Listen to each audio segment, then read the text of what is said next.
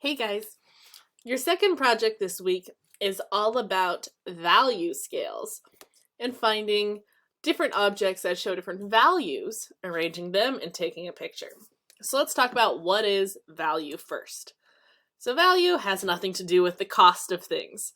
In the art world, value is the lightness or the darkness of a color. How light it is, how dark it is. So when we see values arranged like this on the screen, we call these a value scale, because it's a scale showing the order going from light to dark or dark to light. So whenever you see values lined up like that, it's called a value scale. In the bottom corner here, that's not a value scale because it's not in order. Okay, so value can be with colors or it can be black, whites, and grays. It's just how light or dark it is. Okay. So let's talk about the two different kind of categories for value. First up is tint. Tint is a really light value. So these are made by adding white to your colors. So a lot of times people think of tints like a tinted window and think, well, tint should be dark then.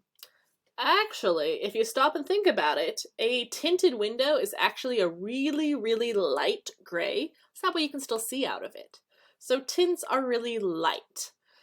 If we think about red, if you make a tint of red, that's how you get pink. That's why pink's not on the color wheel, because it's a tint.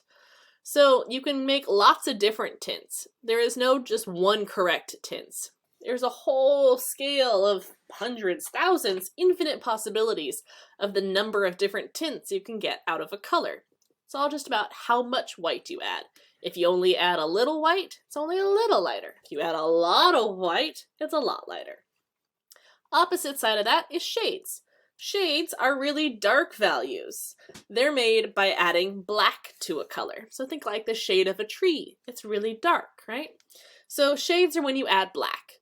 Some colors, you can make a lot more shades than others because they just have an easier ability to do that. For example, blues. Gosh, you can make so many different shades of blues. It can get crazy dark and you can still tell that it's blue. On the opposite side of that, yellow, it's kind of hard to make shades of yellow because the color starts to look funny. Kind of looks like baby puke if you ask me. Ugh. So some colors are easier than others to make shades, but you can get a shade out of any of them. Just depends on how much black you add. Now black is a very strong color, so if you add too much, it gets really dark really fast. So you gotta be careful of that. One last vocab word to add for this is tone. My picture's covering it up. Can you see it there? Tone. Ta-da! So tone is when you mix both black and white with a color. So if you're mixing gray, if you mix gray to a color, it makes a tone. Tones are really dull. They're very flat looking. They're not very nice colors if you ask me. So if you mix black and white, it dulls it out. It makes the color a lot less intense or vibrant. It makes it more mellow. Okay, tones can be really useful if you're trying to show something farther away. You give it a tone so it's not quite so vibrant. So we got tint, tone, shade. And you can see there with the chart how you mix each one. Okay, so for your assignment, I want you to create a value scale using at least 5 objects found around your house. Okay, 5 is a minimum. I recommend adding more. So you're going to create a value scale using these objects. Your scale can be made with whatever color you want it to be. It could be blacks to grays to whites. It could be actual colors. Your choice. Find what works best for you. So you're going to find all your objects, and then you're going to arrange them in your value scale. So going from dark to a little lighter, little lighter, little lighter. Okay. Your objects can be anything you want, from food to clothes to toys. I don't care. They can be all different things. Does not matter, as long as it's all in the same color family. So either they all need to be black to gray to white, or all within one color. So all blues, all reds, all purples, whatever. Just pick one family. Okay. You can always double check your colors by this little trick.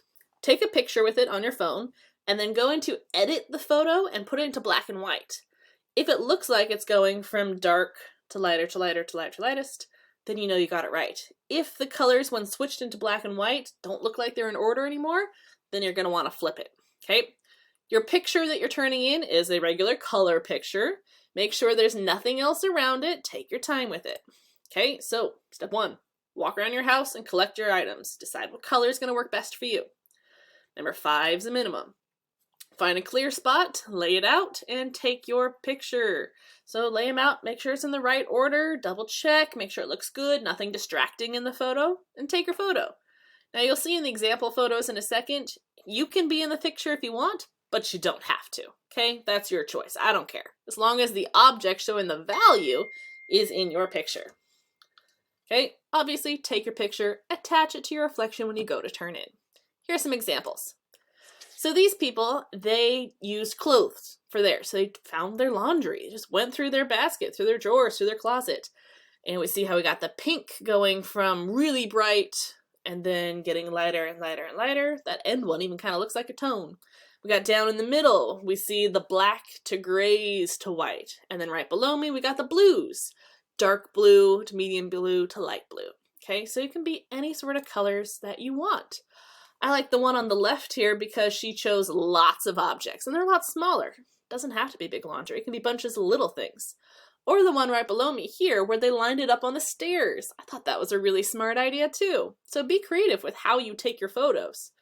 Here's a couple more. Again, you do not have to be in the photo. These are just examples that I found. I like that these are showing a bunch of random objects. Great ideas going from white to gray into that black. So go find some objects, at least 5, line them up, take that picture. Can't wait to see what you guys show me for your value scales.